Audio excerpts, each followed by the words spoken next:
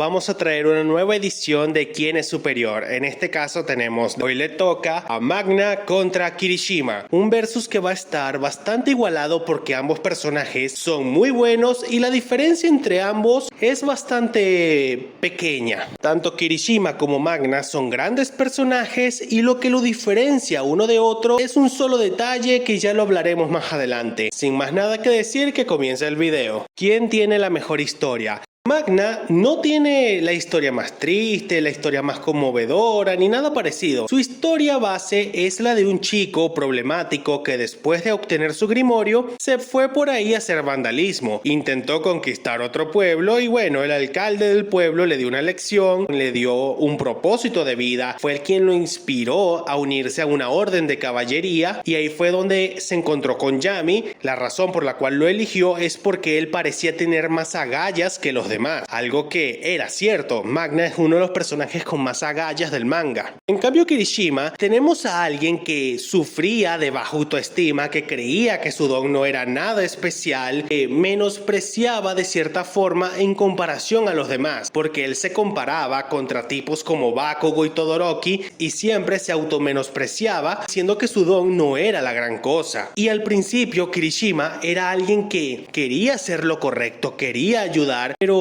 esa falta de confianza que él mismo se autoimponía no lo dejaba desarrollarse. Después de ver un video, su héroe favorito, y dándole una explicación de cómo se sentía realmente y lo que significa para él el tener miedo pero aún así querer hacer lo correcto, es que Kirishima agarró confianza, entrenó, se superó, fue el segundo lugar del examen físico de la UA. Kirishima pasó de lo más bajo a lo más alto en su flashback y eso fue algo que tenemos que resaltar, porque uno de los puntos de quiebre más grandes del pasado de Kirishima fue el encuentro contra Gigantomachia. Debilidad, frustración e impotencia. Algo que caracterizaba mucho a ambos personajes es que ambos se sentían en algún punto de la historia, en algún punto de sus vidas, se sentían débiles, frustrados e imponentes. Y es que veían cómo la amenaza se hacía cada vez más grande y ellos simplemente no le podían seguir el paso a los demás. Por ejemplo, vean el caso de Magna. Mientras que Asta, Luke y Noel cada vez se hacían más fuertes, él se quedaba cada vez más atrás. Él sentía no podía estar a la par de sus amigos. Él sentía una frustración de ver cómo sus amigos se hacían más fuertes, todos en los toros negros se hacían más fuertes, pero él, a pesar de que se esforzaba, él no podía mantener el ritmo debido a su bajo nivel de poder mágico. Y eso a Magna lo frustraba de sobremanera porque él quería estar a la par de los demás, pero no podía. Algo similar ocurre con Kirishima. Él, en un punto de la historia, se sentía frustrado, se sentía que ya no podía seguir avanzando y en una de las pocas veces que Bakugo demostró ser un buen personaje, le hizo entender que era el consejo que All Might le había dado. O sea, esta era una de las pocas veces que vemos que Bakugo podía ser un buen personaje pero nunca se aprovechó y vemos como este le dio la clave para que Kirishima se superara y activara el indestructible por primera vez en el arco de los Yakuza. Eso fue uno de los momentos más épicos de Kirishima en todo el manga, la primera vez que activó el modo indestructible. Y en cambio Magna, por su lado, él, a pesar de estar frustrado, le pidió ayuda a Sora, otro plebeyo igual que él, pero que a diferencia de Magna, él podía hacerse más fuerte con cada batalla y no se quedaba atrás a diferencia de él. Magna se fue a entrenar con Sora y regresó con una de las técnicas mejor desarrolladas, mejores escritas y mejor implementada, y tuvo uno de los mejores momentos narrativos de todo el manga de Black Clover. La pelea entre Magna contra Dante fue uno de los momentos más épicos de todo el manga y nadie lo puede negar.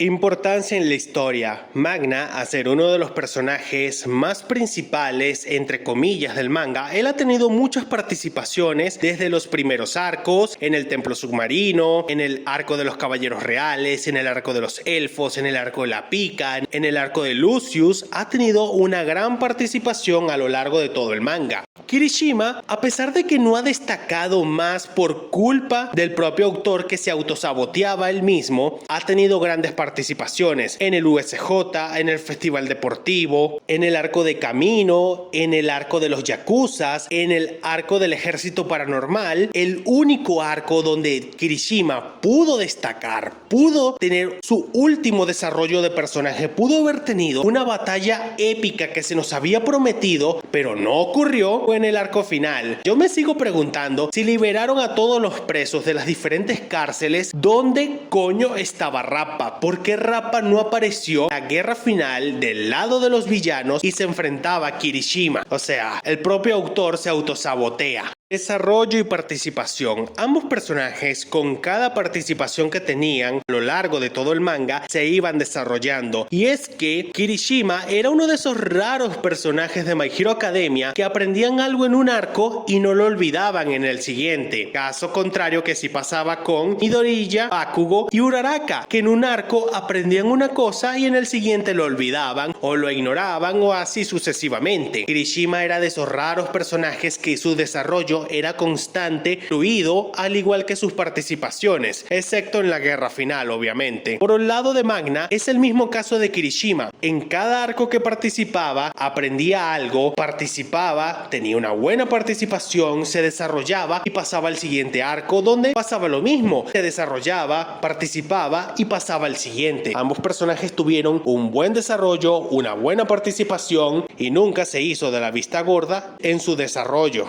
Sus peleas. A ver, Magna no tiene muchas peleas, pero las peleas que tiene son top peleas de Black Clover. La primera pelea importante que tengo que destacar de Magna fue su pelea contra Beto en equipo con Luke. Una de las mejores peleas iniciales de Black Clover. Estos fueron los primeros en enfrentarse a Beto y tuvieron una de las mejores peleas iniciales en un manga shonen. Después tenemos la pelea contra Luke Elfo en el arco de los elfos, que también fue una pelea espectacular donde Magna lo dio todo de sí y logró hacer que Luke regresara a la normalidad con ayuda de Vanessa y Asta, uno de los momentos más bellos y emotivos de Black Clover. Antes de hablar de su mejor pelea, hay que hablar de su pelea contra uno de los clones de Lucius en el arco final, una pelea muy buena. Volvió a hacer equipo con Luke utilizando antimagia, pero esa pelea no se compara ni de cerca a la pelea de Magna contra Dante. Top peleas de Black Clover, posiblemente top 3 o top 5 de las mejores peleas de Black Clover. Magna contra Dante, de los mejores momentos más de todo el manga de Black Clover. Muy bien, ahora hablemos del caso de Kirishima, que es un caso no tan destacado que digamos, para mi desgracia. Porque a ver, peleó en el USJ, se enfrentó a Bakugo en el Festival Deportivo, se enfrentó a un random en el arco de los Yakuza, tuvo su mejor pelea en el arco de los Yakuza enfrentándose a Rappa, pero después del arco de los Yakuza, Kirishima no volvió a tener una pelea 1 contra 1 y sin camiseta. Como dije hace rato, ¿dónde coño estaba Rappa en el arco final? Él tenía que haber vuelto para tener su respectiva revancha contra Kirishima. Una pelea que quedó inconclusa, tenía que tener su resolución en el arco final. Simplemente no ocurrió porque Horikoshi ignoró completamente a Kirishima después del arco del Ejército Paranormal. Lo ignoró completamente. ¿Quién gana una hipotética pelea? Si Magna utiliza su técnica de la cadena para nivelar el combate, no serviría de nada porque Kirishima no tiene poder mágico. Él simplemente fuerza bruta y resistencia. Y si Magna hiciera eso, simplemente se pondría la soga al cuello, ya que Kirishima podría ganarle en una pelea a puño limpio. Ahora, si se mantiene a distancia y hace ataques constantes hasta que Kirishima en algún momento, hipotéticamente hablando, que Kirishima se quede sin energías y vulnerable después de tanto utilizar el endurecimiento, tal vez le podría ganar, pero imposible. Magna en una pelea larga terminaría quedándose sin poder mágico y Kirishima aún estaría de pie, lastimado, pero aún estaría de pie y lo terminaría golpeando y noqueando. Conclusión final. Ambos personajes son simplemente espectaculares. El único problema aquí es que, por un lado, tenemos a Tabata, que sí era constante y no se olvidaba del desarrollo de Magna de un arco a otro. Por otro lado, Horikoshi, él ignoraba en ciertos momentos y en ciertas oportunidades, se hacía de la vista gorda de la existencia de Kirishima, y en los últimos arcos, o bueno, después del arco de los Yakuzas, Kirishima cayó en un segundo plano, y en el arco final, Kirishima fue el único de los protagonistas que no tuvo una batalla, fue el único de los protagonistas del quinteto principal que no tuvo su respectivo uno contra uno, a pesar de que tenía un oponente, a pesar de que tenía una rivalidad pendiente, una pelea pendiente. Simplemente esto se olvidó y Kirishima simplemente estuvo ahí defendiendo a Shinzo, pero no tuvo su respectivo combate. Ambos personajes son muy buenos, ambos personajes tuvieron grandes desarrollos, tuvieron grandes momentos. Ligeramente podría argumentar que Magna es mejor, pero eso se debe a que Tabata no se olvidaba del personaje o no lo ignoraba a propósito, como si lo hacía Horikoshi, que a propósito ignoraba la existencia de Kirishima.